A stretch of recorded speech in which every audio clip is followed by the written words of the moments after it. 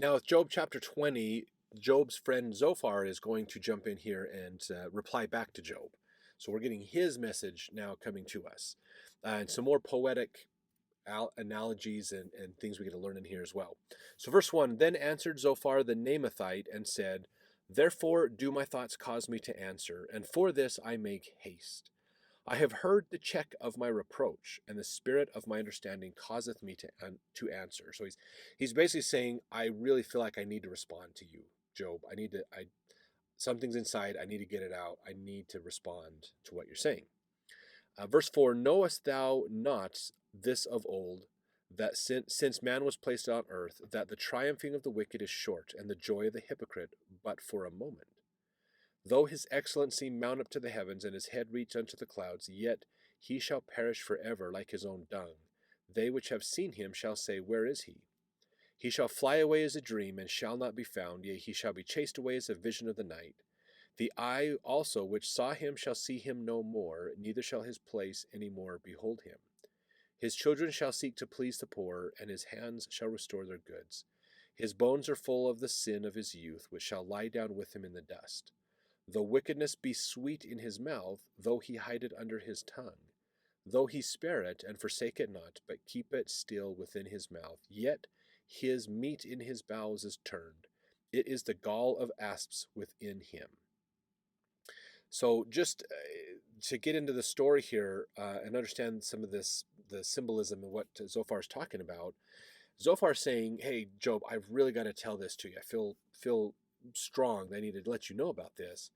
And this has been a philosophy since the days of old. This is an ancient philosophy. So again, Zophar is qualifying what he is telling Job to add an emphasis to it. Sometimes people will qualify where they heard something from because it lends credence to it. So he's trying to say, this is not my philosophy. This is the way it has been for a long time. Now, it's important for us to remember, just because it's been that way a long time doesn't mean it's true. Time does not make something true. If it was false 1,000 years ago, it's probably still false today. It doesn't change just because more people think about it or understand it. Society sometimes has this challenge where if you say it enough times, and we see this in like advertising, political campaigns and things, you say something enough times, people start to believe it's true. And so you just got to get enough repetitions to get someone to believe something it's not true, but we hear it enough times, we start thinking it's true. So he's trying to use that same concept of credibility to say, look, Job, what I'm about to tell you is of ancient origin. This has been around for a long time, so it must be true.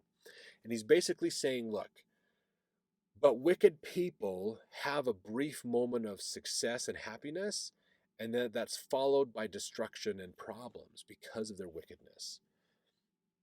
In fact, he gets in here a little bit more in verse 15. It says, he has swallowed down riches, and he shall vomit them up again. God shall cast them out of his belly. So if you're taking riches in, God is going to force all that to come back out, and it's going to be a bad situation. Verse 16, he shall suck the poison of asps, the viper's tongue shall slay him. He shall not see the rivers, the floods, the brooks of honey and butter. That which he labored for shall he restore, and shall not swallow it down. According to his substance shall the restitution be, and he shall not rejoice therein. Because he hath oppressed and hath forsaken the poor, because he hath violently taken away an house which he builded not. Surely he shall not feel quietness in his belly. He shall not save of that which he desired. There shall none of his meat be left, therefore shall no man look for his goods. In the fullness of his sufficiency he shall be in straits. Every hand of the wicked shall come upon him. When he is about to fill his belly, God shall cast the fury of his wrath upon him, and shall rain it upon him while he is eating.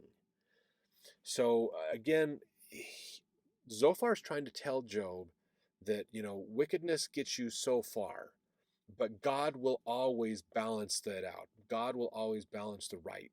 So again, it's this concept of justice. God will always make it equal. God will bring justice. If you have inequality in your life, God will bring justification to that. He is going to make it all right and take care of it. And in some ways he is. They're not completely wrong. The problem is they're, again, coming from this standpoint of the gospel of prosperity, that just because you're punished or life sucks, is bad, you must be wicked. You must have done something to offend God to have where you're at. Whereas we're prosperous, God blesses us. And so that's the perspective of this principle that he's taking, and his perspective isn't completely accurate. So a good lesson for us to think about, we might be talking about a true principle, but maybe our perspective on that true principle isn't completely accurate. Sometimes we hear of things and then later there's more added to it, or it's expounded upon, and then we realize that our perspective wasn't quite all the way there, that we needed to expand our horizons, expand our thoughts more to fully understand that philosophy as we got more and more of it. So that's the challenge that's happening here with Zophar. And he says in here, let's see, verse 25, it is drawn and cometh, verse 24, excuse me, he shall flee from the iron weapon, and the bow of steel shall strike him through.